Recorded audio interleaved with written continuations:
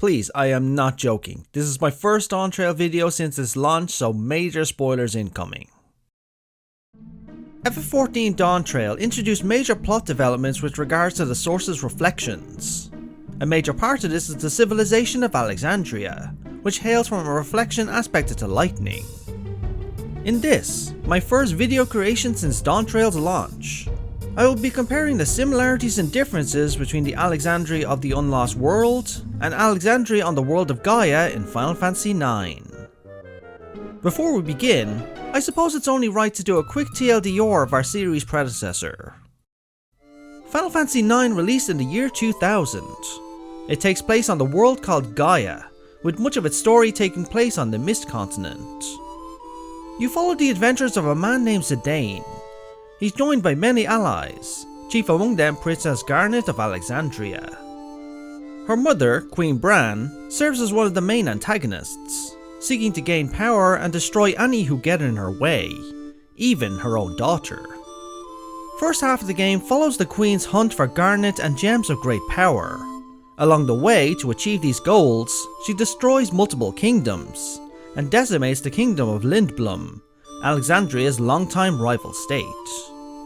We learn later, after Bran's death, that a man named Kuja was responsible for the Queen's evil turn, all so he could gain power and purpose. He serves as the primary antagonist for the rest of the game. A new threat emerges in the form of Garland and the world of Terra, which is inhabited by the sleeping souls of a dying world, and seeks to absorb the world of Gaia in order to prolong their existence and that of their world. This plan is thwarted by Kuja, and later we finally end his plans once and for all, saving the source of life itself, and the game ends with a happy reunion in Alexandria between Zidane and Garnet. That's a super basic TLDR. If you haven't played Final Fantasy IX yet, I highly recommend you do. The game, despite being nearly 25 years old, can be found on most mediums today, and still holds up as one of the best in the series. Now then, let's begin the comparison. Firstly, the names of their respective kingdoms are dead on, both called the Kingdom of Alexandria. Queen Sphene, however, is a new character that's not seen in FF9. But that's to be expected, as it appears the Alexandria we see is one hundreds of years after the one for Final Fantasy IX. Sphene's full name and title is Queen Sphene Alexandros XIV. Her counterpart in 9 is Queen Garnet Till Alexandros, both sharing the same last name. While the Kingdom of Alexandria mainly shows up in the form of Everkeep, ruins of the Alexandria of old remain, both in heritage found and recreated in living memory, meant to represent the kingdom's golden age. The ruins we see in heritage found are all that remain of the old kingdom. They bear many striking resemblances to the Alexandria of 9, from the building design to the city layout. We get a full picture of how the ruins originally looked in the final duty, and they are quite similar. Castle Alexandria, for example, looks much like its 9 counterpart, with the exception of the sword, which is a central design of Castle Alexandria. It was made of crystal in Final Fantasy IX, and in FF14, this sword has been replaced with one shaped from Electrope. There are other elements in the ruins that tie back to FF9 as well. If you explore them, you will see a number of pythons roaming around. Pythons are a memorable monster from FF9, encountered after Evil Forest and outside the village of Dali, and are one of the more memorable monsters I recall from all the times I cleared the game. Another thing to look at is the emblem of both kingdoms. On the right is 14's Alexandria, and on the left FF9. Both are pretty similar, yet have their differences. The one in 14 looks like an evolved version of the original. Besides Alexandria, we also hear mention of other kingdoms and places from their reflection that directly tie to Final Fantasy IX. Lindblum is a prime example, a rival kingdom of Alexandria whom they went to war with over Electrope, and which resulted in the cataclysm that plagued their world. Lindblum in FF9 is a neutral state, but before the game's storyline, both kingdoms had their wars with each other. Closer to the beginning of FF9's story, Alexandria and Burmecia were at war, and Lindwylm harnessed the power of mist to create airships and mist-powered engines, aka steam engines, and other technologies powered by mist. These advancements allowed them to keep their neighbours in check, and peace fell upon the Mist Continent. Another nation to be mentioned is Cleyra, which in living memory is the Cleyra Museum of Nature. In Final Fantasy IX, Cleyra is a settlement that was once part of the Kingdom of Burmecia, until they split in a civil war, establishing their new kingdom atop a gigantic tree. The budding botanist in living memory mentions the old tale of Cleyra, built upon a giant tree and protected by sandstorms, which is exactly how it was in Final Fantasy IX. In 9, however, Cleyra was destroyed by Queen Bran when she commanded Odin to obliterate it, tree and all.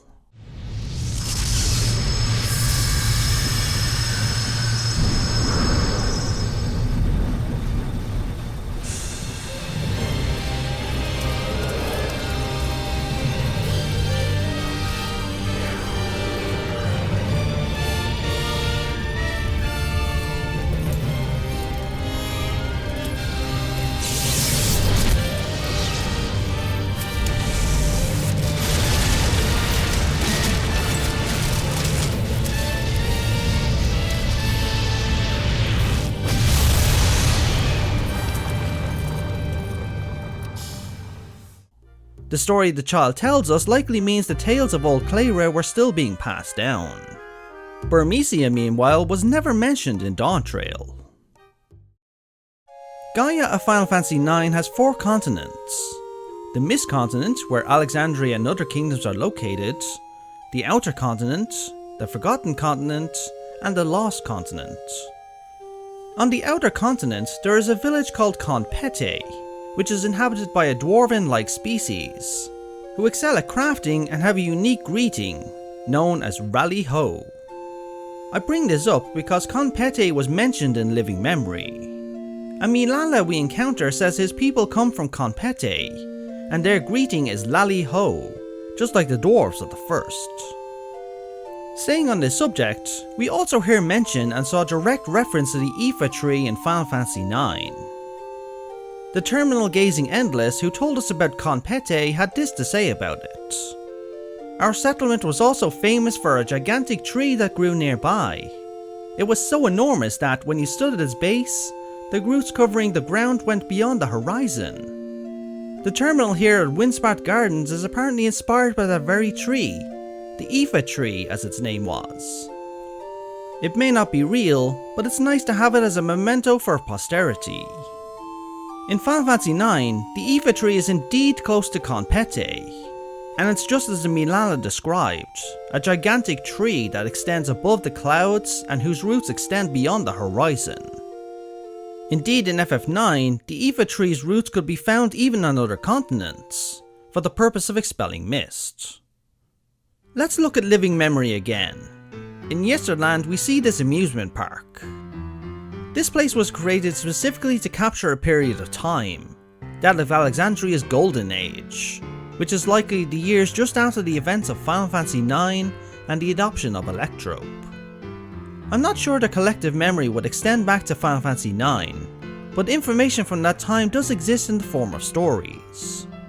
Another reference to 9 is a location to the southwest of the Royal Canals, the Daguerro Medical Collection.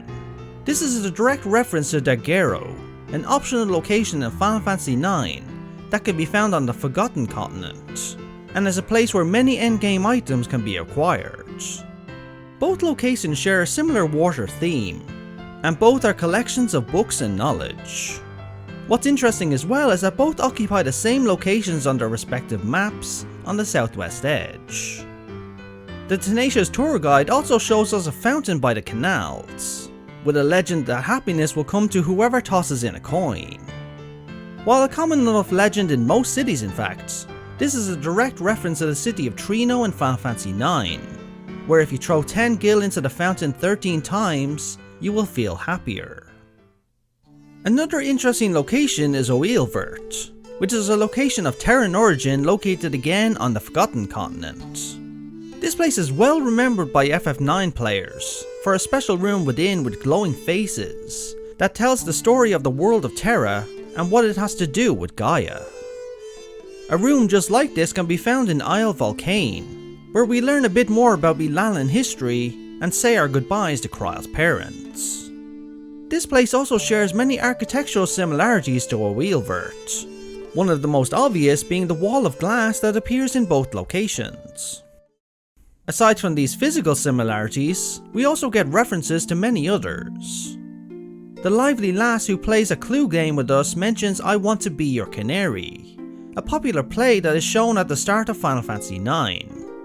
She tells us it's an old play that's still remembered even in Alexandria's modern era. There is one last thing in Yesterland I want to share. This is more of a theory, but it's one of the first things to come to mind when I first saw it. When we tour Yesterland, we inspect a location where the ground is made of glass, depicting a spiral of stars and a blue colour scheme. I take this as a direct reference to the blue sky of Final Fantasy IX. What this is in Final Fantasy IX is the world of Terra, which at this point is trying to join with Gaia, and is a main plot point of Zidane's story. Now, as for the main plot of the Alexandria story, the harvesting of Aether from other reflections to sustain the Endless. This is a spin-off of the story of Terra in Final Fantasy IX.